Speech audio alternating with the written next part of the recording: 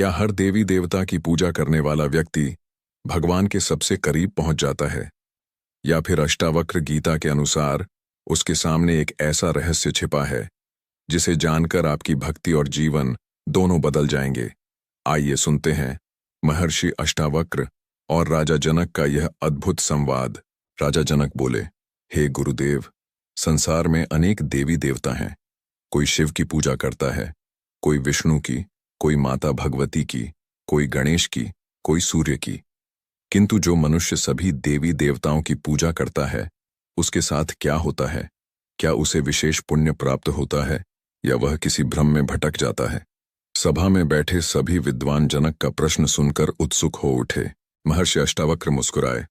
उन्होंने कहा, राजन, तुम्हारा प्रश्न अत्यंत गूढ़ है। इसका उत्तर समझने के लिए पहले यह जानना होगा कि देवी देवता कौन हैं और उनकी वास्तविक सत्ता क्या है। राजा जनक ने विनम्रता से कहा, प्रभु, कृपा करके मेरा अज्ञान दूर करें। अष्टावक्र बोले, राजन, जिस प्रकार एक ही सूर्य हजारों जलाशयों में अलग अलग दिखाई देता है, उसी प्रकार एक ही परम चेतना अनेक देवताओं के रूप में प्रकट होती है। अज्ञानी मनुष्य रूपों को देखता है, ज्ञानी उस एक सत्ता को देखता है जो सभी रूपों में व्याप्त है। जनक ने पूछा, तो क्या शिव और विष्णु अलग नहीं हैं?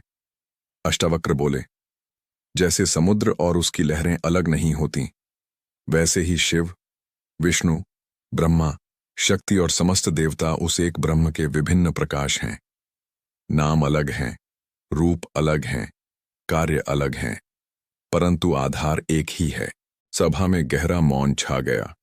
अष्टावक्र आगे बोले, जो मनुष्य सभी देवी देवताओं की पूजा करता है, उसका मन धीरे धीरे संकीर्णता से मुक्त होने लगता है। वह समझने लगता है कि सत्य किसी एक रूप में सीमित नहीं है, किंतु यदि वह केवल बाहरी पूजा में ही अटक जाए और उस एक परम तत्व को न पहचाने, तो उसकी यात्रा अधूरी रह जाती है। राजा जनक ने आश्चर्य से पूछा, गुरुदेव, क्या अनेक देवताओं की पूजा भी अधूरी हो सकती है? अष्टावक्र बोले, हाँ राजन, यदि कोई व्यक्ति वृक्ष की प्रत्येक शाखा को जल दे परंतु जड़ को भूल जाए, तो उसका श्रम व्यर्थ हो सकता है। और यदि कोई जड़ को सींच दे तो सभी शाखाएं स्वतः पुष्ट हो जाती हैं। उसी प्रकार सभी देवताओं का मूल एक ही परमात्मा है। जो उस मूल को जान लेता है, वह सबको जान लेता है। राजा जनक गंभीर हो गए। उनके भीतर एक नई जिज्ञासा जाग उठी। उन्होंने पूछा, तो क्या हर देवी देवता की पूजा करने वाले को अंततः उस परम सत्य तक पहुंचना चाहिए? अष्टावक्र ने उत्तर दिया, यही उसकी यात्रा का अंतिम लक्ष्य है।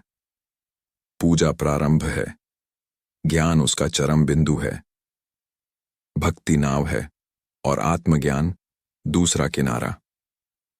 सभा में बैठे ऋषि मुनि अष्टावक्र के वचनों को सुनकर मंत्रमुग्ध हो गए। फिर जनक ने पूछा, हे गुरुदेव, यदि कोई मनुष्य जीवन भर शिव, विष्णु, माता भगवती, गणेश, सूर्य और अन्य देवी देवताओं की श्रद्धापूर्वक पूजा करता रहे, तो मृत्यु के बाद उसकी आत्मा के साथ क्या होता है? महर्षि अष्टावक्र कुछ क्षण मौन रहे। फिर उन्होंने कहा, राजन, इस रहस्य को समझने के लिए पहले यह जानो कि मृत्यु वास्तव में क्या है। जनक बोले, गुरुदेव, सामान्य मनुष्य तो यही मानता है कि शरीर का अंत ही मृत्यु है। अष्टावक्र मुस्कुराए, यही सबसे बड़ा भ्रम है। अष्टावक्र गीता कहती है कि आत्मा न जन्म लेती है और न मरती है। जो जन्म लेता है वह शरीर है, जो बदलता है वह मन है, जो नष्ट होता है वह अहंकार है, किंतु आत्मा सदा अचल और शाश्वत है। इसलिए मृत्यु केवल वस्त्र परिवर्तन है। सभा में बैठे सभी लोग ध्यानपूर्वक सुन रहे थे। अष्टावक्र आगे बोले, अब तुम्हारे प्रश्न का उत्तर सुनो। जब कोई मनुष्य अनेक देवी देवताओं की पूजा करता है, तो उसका मन अनेक दिव्य गुणों से भरने लगता है। शिव की पूजा से वैराग्य आता है, विष्णु की पूजा से करुणा और संतुलन आता है, माता भगवती की पूजा से साहस और शक्ति आती है, गणेश की पूजा से बुद्धि और विवेक आता है, सूर्य की उपासना से तेज और आत्मविश्वास आता है, हनुमान की भक्ति से निष्ठा और समर्पण जागता है। इस प्रकार उसका अंतःकरण शुद्ध होने लगता है। राजा जनक ने पूछा, तो क्या यही शुद्ध अंतःकरण मृत्यु के बाद उसकी सहायता करता है? अष्टावक्र बोले, हाँ राजन, मृत्यु के समय मनुष्य वही प्राप्त करता है जो उसने जीवन भर अपने भीतर संचित किया होता है। यदि उसके भीतर लोभ, क्रोध और मोह है तो वही उसकी यात्रा को दिशा देंगे। यदि उसके भीतर भक्ति, श्रद्धा और पवित्रता है तो वही उसके मार्ग को प्रकाशित करेंगे। फिर अष्टावक्र ने एक उदाहरण दिया। मान लो कोई यात्री लंबी यात्रा पर निकल रहा है। यदि उसके पास दीपक है तो अंधकार में भी मार्ग दिखाई देगा। यदि उसके पास दीपक नहीं है तो वह भटक जाएगा। भक्ति वही दीपक है। राजा जनक गहरे चिंतन में डूब गए। उन्होंने पूछा, गुरुदेव, क्या मृत्यु के बाद देवी देवता वास्तव में उस भक्त की सहायता करते हैं? अष्टावक्र ने उत्तर दिया, राजन, इसे समझने के लिए प्रतीकों का अर्थ जानना होगा। देवी देवता केवल बाहरी मूर्तियां नहीं हैं, वे ब्रह्मांडीय शक्तियों के प्रतीक हैं। जब कोई व्यक्ति किसी देवता की उपासना करता है तो वह उस शक्ति से जुड़ता है और मृत्यु के बाद वही शक्ति उसके संस्कारों के रूप में उसके साथ रहती है। यही कारण है कि भक्त को भय कम होता है और शांति अधिक मिलती है। जनक ने पूछा, तो क्या उसे सीधे मोक्ष मिल जाता है? अष्टावक्र बोले, नहीं राजन, यह आवश्यक नहीं। मोक्ष केवल पूजा से नहीं, आत्मज्ञान से मिलता है। पूजा मन को शुद्ध करती है, लेकिन आत्मज्ञान मन को पार कर देता है। सभा में सन्नाटा छा गया। अष्टावक्र के शब्द सभी के हृदय में उतर रहे थे। उन्होंने आगे कहा, एक मनुष्य जीवन भर सभी देवताओं की पूजा करता है। वह पुण्य अर्जित करता है, उसका मन निर्मल होता है। मृत्यु के बाद उसे शुभ लोकों की प्राप्ति भी हो सकती है। लेकिन यदि उसने स्वयं को शरीर माना, यदि उसने अपने वास्तविक स्वरूप को नहीं जाना, तो उसे पुनः जन्म लेना पड़ेगा। जनक ने आश्चर्य से पूछा, क्यों गुरुदेव? अष्टावक्र बोले, क्योंकि बंधन का कारण पाप नहीं है, बंधन का कारण अज्ञान है। जब तक मनुष्य स्वयं को शरीर मानता है, तब तक जन्म और मृत्यु का चक्र चलता रहता है, चाहे वह स्वर्ग में जाए या पृथ्वी पर रहे।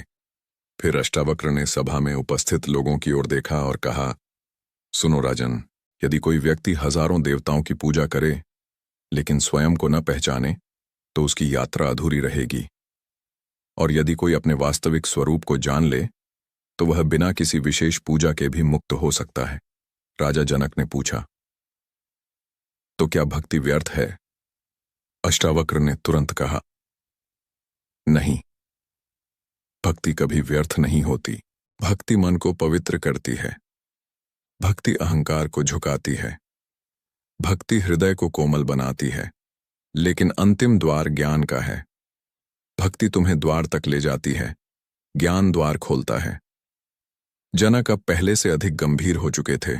उन्होंने कहा, गुरुदेव, अब मैं समझने लगा हूं कि सभी देवताओं की पूजा करना शुभ है, लेकिन उससे भी अधिक महत्वपूर्ण उस एक सत्य को जानना है जो सबके भीतर है। अष्टावक्र मुस्कुराए, तुम सत्य के निकट पहुंच रहे हो राजन। जो भक्त सभी देवताओं में एक ही परमात्मा को देखता है, वह साधारण भक्त नहीं रहता। उसकी चेतना विस्तृत होने लगती है, वह संकीर्णता से मुक्त हो जाता है। वह किसी देवता को दूसरे से छोटा या बड़ा नहीं मानता। वह हर रूप में उसी एक सत्ता का दर्शन करता है। फिर अष्टावक्र ने धीमे स्वर में कहा, किंतु अभी सबसे बड़ा रहस्य शेष है। राजा जनक ने उत्सुकता से पूछा, वह कौन सा रहस्य है गुरुदेव? अष्टावक्र बोले, जो मनुष्य हर देवी देवता की पूजा करता है और अंत में यह जान लेता है कि पूजक, पूजा और पूज्य तीनों एक ही चेतना है, उसके साथ क्या होता है, यही सबसे बड़ा रहस्य है। यह सुनकर पूरी सभा विस्मय से भर उठी। राजा जनक की आंखों में जिज्ञासा की अग्नि प्रज्वलित हो उठी। उन्हें प्रतीक्षा थी उस अंतिम ज्ञान की जो भक्ति को पूर्णता तक पहुंचाता है और साधक को जन्म मरण के बंधन से मुक्त कर देता है। जनक अब उसी रहस्य को जानने के लिए उत्सुक थे। उन्होंने हाथ जोड़कर कहा, हे गुरुदेव, कृपा करके वह अंतिम रहस्य बताइए जो मनुष्य शिव, विष्णु, दुर्गा, गणेश, सूर्य और सभी देवी देवताओं की पूजा करता है और फिर एक दिन सब में एक ही परम सत्य का दर्शन कर लेता है, उसके साथ क्या होता है? महर्षि अष्टावक्र मुस्कुराए। उन्होंने कहा, राजन, यही आध्यात्मिक यात्रा का चरम बिंदु है। जब तक साधक अलग अलग रूपों को देखता है, तब तक वह भक्ति के मार्ग पर है। जब वह सभी रूपों के पीछे छिपी एक ही सत्ता को देख लेता है, तब वह ज्ञान के मार्ग में प्रवेश कर जाता है। सभा में बैठे सभी लोग ध्यानमग्न होकर सुन रहे थे। अष्टावक्र बोले, कल्पना करो कि एक व्यक्ति अनेक नदियों को देख रहा है। कहीं गंगा बह रही है, कहीं यमुना, कहीं सरस्वती, कहीं नर्मदा। उसे लगता है कि ये सभी अलग अलग हैं, लेकिन जब वह समुद्र तक पहुंचता है, तब देखता है कि सभी नदियां एक ही जल में विलीन हो चुकी हैं। ठीक वैसे ही शिव, विष्णु, शक्ति, गणेश, सूर्य और समस्त देवता अंततः उसी एक ब्रह्म में स्थित हैं। राजा जनक ने पूछा, तो क्या उस अवस्था में भक्त की पूजा समाप्त हो जाती है? अष्टावक्र बोले, नहीं राजन, पूजा समाप्त नहीं होती, उसका स्वरूप बदल जाता है। पहले वह मंदिर में भगवान को खोजता था, अब उसे भगवान हर प्राणी में दिखाई देने लगते हैं। पहले वह मूर्ति के सामने सिर झुकाता था, अब उसका अहंकार ही झुक जाता है। पहले वह किसी विशेष स्थान को पवित्र मानता था, अब उसे पूरा संसार ही परमात्मा का मंदिर दिखाई देता है। जनक की आंखों में आश्चर्य था। उन्होंने पूछा, गुरुदेव, क्या यही मुक्ति है? अष्टावक्र ने उत्तर दिया, मुक्ति कोई स्थान नहीं है, मुक्ति कोई लोक नहीं है, मुक्ति किसी स्वर्ग का नाम नहीं है। मुक्ति वह अवस्था है जहां अज्ञान समाप्त हो जाता है, जहां यह भ्रम मिट जाता है कि मैं केवल शरीर हूं, जहां साधक जान लेता है कि मैं शुद्ध, बुद्ध, निरंजन आत्मा हूं। फिर अष्टावक्र ने अष्टावक्र गीता का सार सुनाया। राजन, तुम न पृथ्वी हो, न जल हो, न अग्नि हो, न वायु हो, न आकाश हो, तुम इन सबके साक्षी हो। तुम वही चेतना हो जिसके कारण सब कुछ प्रकाशित हो रहा है। ये शब्द सुनकर राजा जनक का हृदय कांप उठा। उन्हें ऐसा लगा मानो भीतर कोई पर्दा हट रहा हो। उन्होंने पूछा, यदि कोई व्यक्ति जीवन भर सभी देवी देवताओं की पूजा करे, तो उसे इस ज्ञान तक पहुंचने में कैसे सहायता मिलती है? अष्टावक्र बोले, भक्ति मन को शुद्ध करती है। शुद्ध मन में विवेक जागता है। विवेक से सत्य की खोज प्रारंभ होती है, और सत्य की खोज अंततः आत्मज्ञान तक पहुंचाती है। इसीलिए सच्ची भक्ति और सच्चा ज्ञान एक दूसरे के विरोधी नहीं है, वे एक ही सीढ़ी के अलग अलग चरण हैं। सभा में बैठे ऋषि मुनि प्रसन्न हो उठे। फिर अष्टावक्र ने एक गहरा रहस्य बताया। जो मनुष्य हर देवी देवता की पूजा करता है, लेकिन किसी से द्वेष नहीं करता, किसी मत का अपमान नहीं करता, और सब में एक ही परमात्मा को देखने लगता है, उसका हृदय विशाल हो जाता है। ऐसे व्यक्ति के भीतर करुणा जन्म लेती है, उसके भीतर अहंकार कम होने लगता है, वह दूसरों को छोटा और स्वयं को बड़ा समझना छोड़ देता है, और यही परिवर्तन उसे सत्य के निकट ले जाता है। राजा जनक ने पूछा, गुरुदेव, मृत्यु के समय ऐसे ज्ञानी भक्त के साथ क्या होता है? अष्टावक्र बोले, राजन, मृत्यु केवल उसी को भयभीत करती है जो स्वयं को शरीर समझता है। जो स्वयं को आत्मा जान चुका है, उसके लिए मृत्यु केवल एक परिवर्तन है। लेकिन आत्मा कभी नहीं बदलती, और जो आत्मा को जान लेता है, उसके लिए जन्म और मृत्यु का भय समाप्त हो जाता है। सभा में एक अद्भुत शांति छा गई। अष्टावक्र आगे बोले, याद रखो, जो केवल देवताओं के रूप में उलझा रहता है, वह अभी यात्रा में है। जो देवताओं के पीछे छिपे ब्रह्म को जान लेता है, वह मंजिल पर पहुंच जाता है, और जो स्वयं को उसी ब्रह्म का स्वरूप जान लेता है, वह मुक्त हो जाता है। राजा जनक अब मौन थे। उनके भीतर मानो कोई क्रांति घट रही थी। उन्होंने आंखें बंद कर लीं। कुछ क्षण बाद उनकी आंखों से आंसू बहने लगे। उन्होंने कहा, हे गुरुदेव, अब मैं समझ गया हूं, सभी देवी देवताओं की पूजा करना शुभ है, क्योंकि वह मन को पवित्र बनाती है। लेकिन अंतिम सत्य यह है कि सब में एक ही परमात्मा विद्यमान है, और वही परमात्मा मेरे भीतर भी है। महर्षि अष्टावक्र प्रसन्न हो उठे। उन्होंने कहा, राजन, यही ज्ञान है, यही मुक्ति है, यही अष्टावक्र गीता का सार है। जो स्वयं को जान लेता है, उसे कुछ और जानने की आवश्यकता नहीं रहती। जो स्वयं को पा लेता है, वह पूरे ब्रह्मांड को पा लेता है, और जो सभी देवी देवताओं में एक ही चेतना का दर्शन कर लेता है, उसके लिए संसार का हर रूप पूजनीय हो जाता है। यह सुनकर राजा जनक ने अष्टावक्र के चरणों में प्रणाम किया।